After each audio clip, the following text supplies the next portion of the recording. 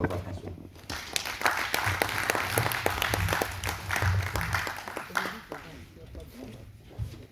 Le président du groupe parlementaire IFC.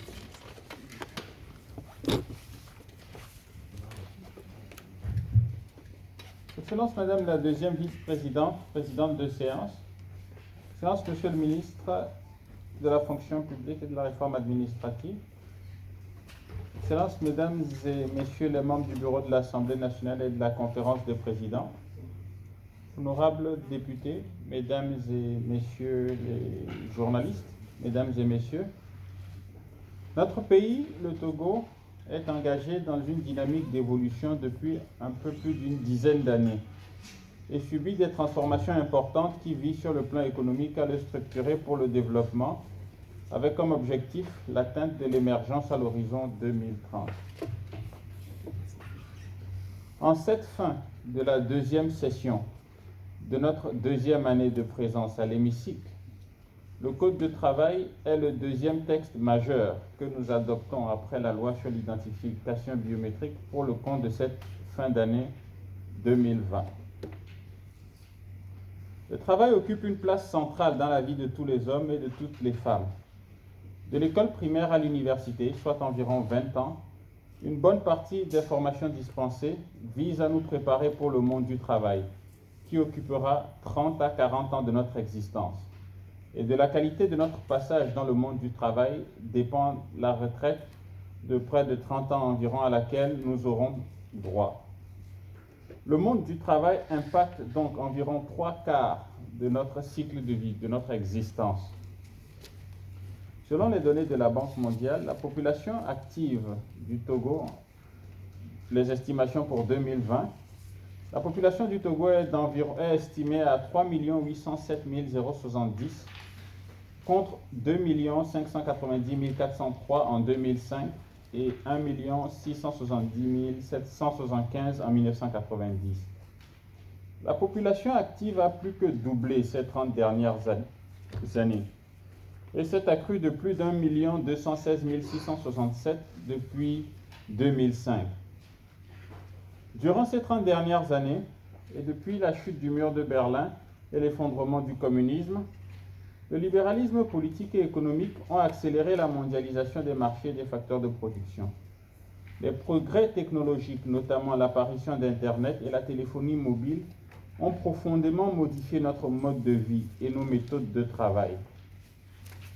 Une étude de l'Institut national de la statistique et des études économiques et démographiques, INSEAD, datant de 2015 et portant sur les perspectives démographiques du Togo entre 2011 et 2030, indique que la barre des 10 millions d'habitants sera franchie, voire dépassée à l'horizon 2030. Dans ce contexte de mondialisation et d'explosion démographique, avec une population à majorité jeune et de mieux en mieux formée, une réforme en profondeur du Code du travail et une politique volontariste visant à créer des emplois stables, rémunérateurs et décents s'imposent. Pas seulement pour répondre aux quelques insuffisances que nous avons observées depuis 15 ans, donc depuis 2006, mais surtout pour se projeter dans l'avenir et disposer d'une infrastructure légale en adéquation avec les mutations qu'ont subi notre pays, afin d'être à même de réguler ce secteur qui va impacter 3/4, sinon la totalité du cycle de vie de l'ensemble de nos concitoyens. Cette longue introduction vise à souligner l'importance et l'attention que nous avons portée au présent texte. L'idée du principe même d'un nouveau code de travail est bonne parce qu'elle prend en compte presque tous les aspects du monde du travail, et ce par rapport aux réalités qui sont spécifiques à notre pays. Il y a un souci d'innovation et d'équité entre les employeurs et les employés, mettant chacun ainsi à sa place dans le monde du travail. Après 2 longs jours de travaux en plénière, il n'est plus nécessaire de présenter en détail les avantages de ce nouveau Code du travail. L'intense travail de vulgarisation que requiert ce texte de grand impact pour les populations nous y obligera pendant les vacances parlementaires qui sont à nos portes.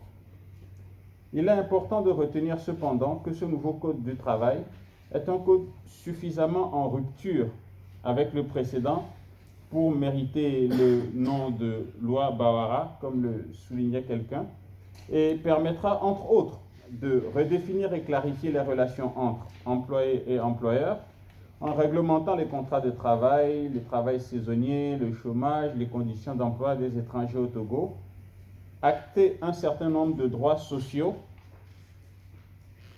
en rendant par exemple obligatoire l'assurance maladie dans le secteur privé formel, rendre plus flexible l'usage de la main-d'œuvre en mettant en place un mécanisme d'annualisation des heures de travail pour certains secteurs.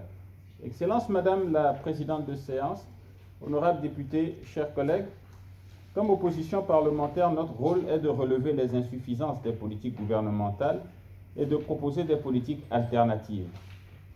Mais dans la vie d'une nation, vient le temps de faire un pas aussi important qui va impacter près de 3/4 du cycle de vie de près de 10 millions de personnes à l'horizon 2030, il est important de taire toute divergence et de faire ce pas ensemble pour faire de notre pays un Togo plus fort, un Togo émergent à l'horizon 2030.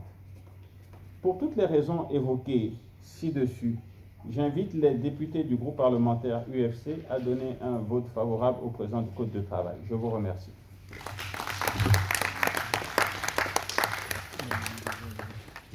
Merci. Je consigne